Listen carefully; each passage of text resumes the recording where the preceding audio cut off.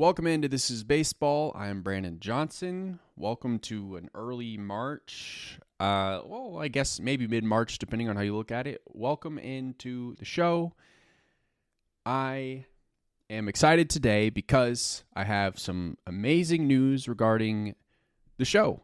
So, back in January, I kind of, laid out this plan of how This is Baseball was going to be kind of formatted indefinitely of, new shows every other Wednesday. And, doing that I felt at the time was the best thing for the show as far as quality and just the time that I had to dedicate to the show. Well, I am excited to announce that I'm at a spot where I'm able to leave my current job and pursue This is Baseball and podcasting full time.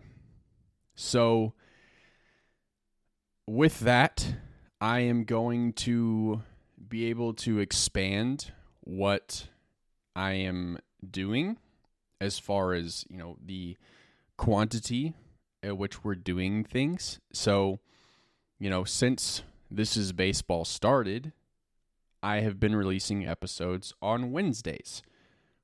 Starting on March 25th, we are going to expand and go to 2 episodes a week. We're going to have brand new episodes of This is Baseball every Tuesday and every Thursday starting March 25th. I am unbelievably excited to dive into this and really push the limits of what we can do with this show. We had a great 2024 and 2025's starting out nicely, and now being able to do this, I think that we're going to have a lot of fun this year. I will kind of get into some of the formatting of what we'll be looking at as far as how episodes will be structured a little bit down the road. I already have March 25th and March 27th planned out. That's the week of opening day. And if you've been with This is Baseball since the beginning, I like to do season predictions as far as, standings go, as far as who's going to win divisions and get wild cards and World Series champions and all of that stuff. Typically, I would do that in one episode. I'm going to break that down into 2 episodes and go a little bit more in depth. I'll do one episode covering the National League, and I will do another episode covering the American League. That is, again, something that will be happening on March 25th and March 27th. I haven't decided which show is going to be which, but look for that. That's something I am always excited to do. But yeah, I'm going to be able to expand on This is Baseball. I don't talk about my other podcasts very much, but going to be able to do more with the Merge Feast, and then kind of, the Merge Feast is my Survivor podcast where we recap the most recent episode of Survivor. I do that with Blake Hogmo and Logan Hogmo, both very good friends of mine. We're excited to open that up a little bit, and then I am going to be able to, again, expand both of those shows and then work on some other things that I've been really wanting to do that time has not allowed, but time will now, let me do that. So, yeah, I'm excited. So this is a good time for This is Baseball. If you've been with us for a long time, thank you for sticking around. If you're new here, I hope that you like what you hear and you keep coming back. But with all of that being said, let's get into the show. I don't have a ton to talk about. I think I've been kind of focused on this news that I wanted to share, but there is a few things to talk about. We're kind of in this, weird spot with spring training where it's about kind of the halfway point from when spring training started to when the regular season is going to start. So, I love spring training, and I'll watch any kind of baseball, but I'm like jonesing for some baseball that matters, and we are in luck because on March 18th and March 19th, the Los Angeles Dodgers will take on the Chicago Cubs in Tokyo, and those games will count towards the regular season. So if you are looking for baseball that actually matters and counts towards something, don't worry. March 18th, March 19th, that is next week, Tuesday and Wednesday. Probably going to be like stupidly early in the morning, so if you want to get up and check that out, you're going to have baseball that matters. I will be checking it out as well. I'm excited. And then opening day is also right around the corner. Like I said, the season will kick off on Thursday, March 27th. And yeah, then the grind starts. So we're almost ready to go. But yeah, so spring training, Tokyo series, and then opening day. It'll be here before we know it. So talk a little bit of Royals. Very excited. I don't want to share too much, but very excited about the Royals season. But somebody that's standing out is Royals top prospect Jack Caglione. He's had a great spring so far. He's had 11 at-bats, 3 home runs. He's had 6 hits in those at-bats, 5 RBIs. So been pretty productive. I don't think that he's going to be on the opening day roster as much as I wish that he would be. I think he could be somebody that we see later in the season, but at the very least, I believe he would be an opening day roster player in 2026. But I will say the thought of Bobby Witt Jr., Vinny Pasquantino, and Jack Caglione in the same lineup is something that I think is just going to be a sight to see and will be amazing. And as a Royals fan,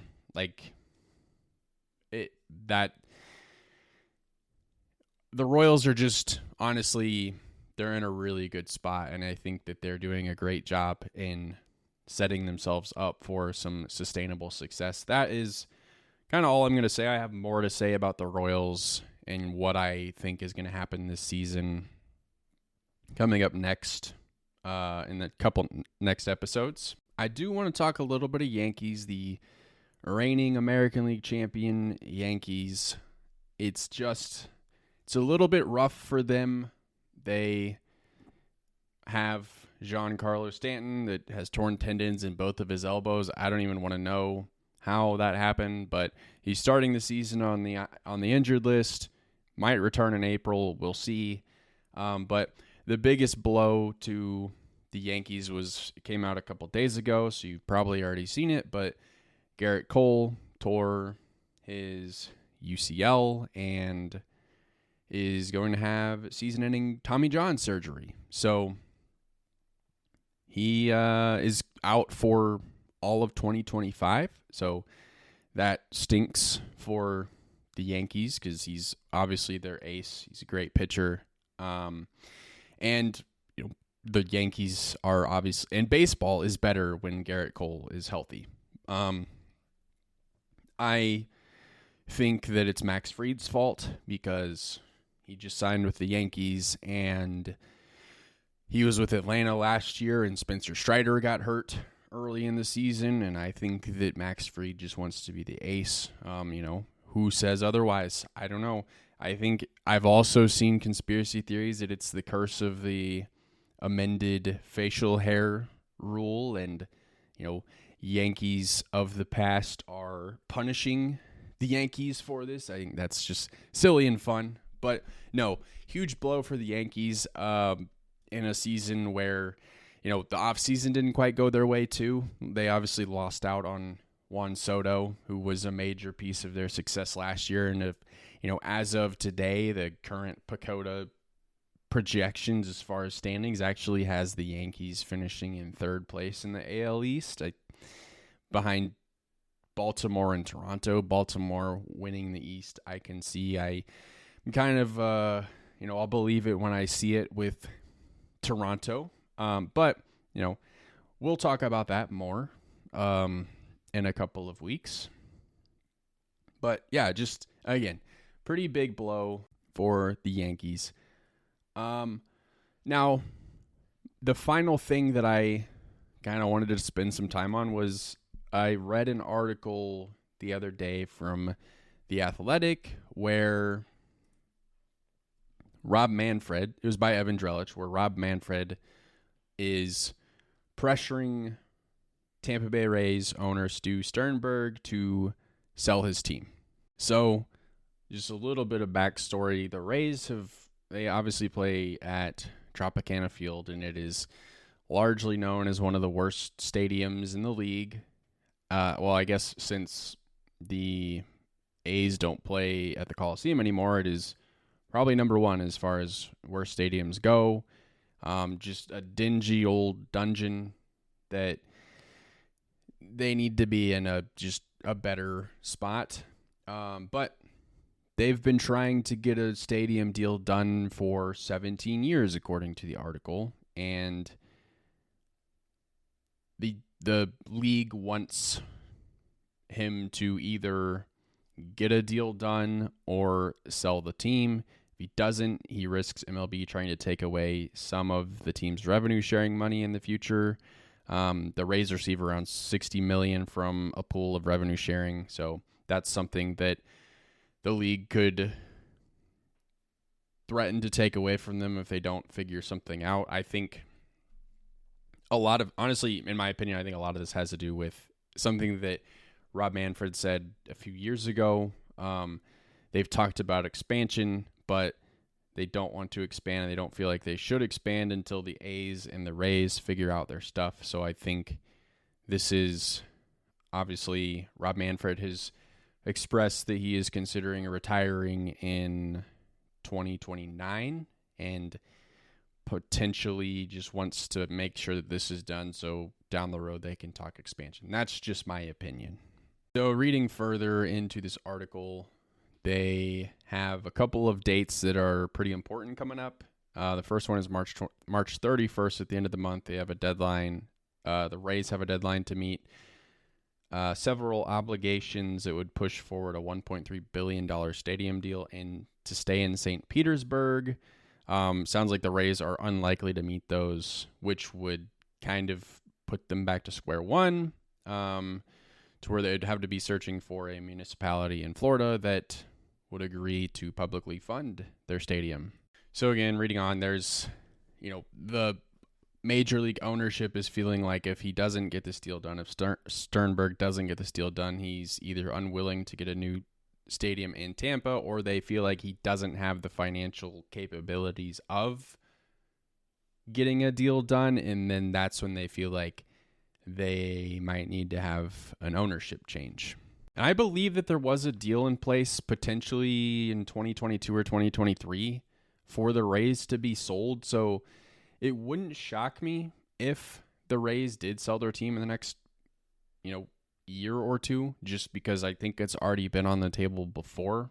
And I think if you do get a new ownership in Tampa, I think that things will progress rather quickly. And I know that the league, should the Rays go the route of selling the team, I know that the league wants the Rays to stay in Florida at least. So I don't think there's going to be a sale of the team that results in the Rays moving to, Nashville or Montreal, as a lot of people have dreamed of. I think the goal is to keep the Rays in Tampa or the surrounding area, and then kind of looking back at the A's that are currently playing in Sacramento, actually get their stadium done in Vegas. They released renderings last week that looked very similar to the renderings that we saw a little less than a year ago. So, hopefully the A's break ground in Vegas soon, and then we get this Rays thing figured out. I feel like we've just been talking about these two teams and will they or won't they for way too long. And it's just not good. I just don't think it's good for the sport to have two teams that have just been, kind of in limbo for as long as they have. So, I personally, I hope that if it takes the Rays selling the team for them to just figure this whole thing out, then I hope that's what happens. But, obviously time will tell. I think selling the team is probably not an easy decision to make. And honestly, speaking of stadium deals, I'm hoping in the next, in the near future, we can talk about what the Kansas City Royals are going to be doing as far as where their stadium's going to be in the kind of KC metro area. That's another thing that, as somebody that's a Royals fan, I'm wanting to just kind of put that behind us so we just know what's happening. There is rumblings that we should know something rather soon. I think the Royals are just being significantly more, discreet and strategic about it and just holding things a little bit more close to the vest this time around, because obviously, this time last year we had a plan that we just weren't really sure of that was tied to the Kansas City Chiefs, and nobody was excited about what the Chiefs were proposing, and they were just kind of, the Royals were changing plans, a week before the vote. So there was just a lot of uncertainty and confusion regarding what was going on there. So I think when the Royals come forward next time, I think they are just going to have a plan that is, hopefully going to blow everybody out of the water, and we're going to be like, yeah, let's get that done. Let's do it. But again, hopefully we have that soon, because honestly, it's kind of funny. This stadium stuff is just kind of exhausting, especially when you have a team that you have a huge interest in, involved in it. So yeah, but again, a little bit of a shorter show this week, just kind of with, we're just in a little bit of a funky spot between spring training and the actual regular season happening. I think when the regular season happens, we're going to have just endless stuff to talk about on here. So I'm excited to get into that. I'm excited for the new schedule of This Is Baseball. New episodes starting March 25th every week on Tuesdays and Thursdays. And said it previously, but we're going to again do our annual predictions around the league. We're going to break that up into 2 episodes this time. And then we're just going to hit the ground running and kind of see what happens. So thank you for listening to This Is Baseball this week. I will see you on March 25th. Thank you.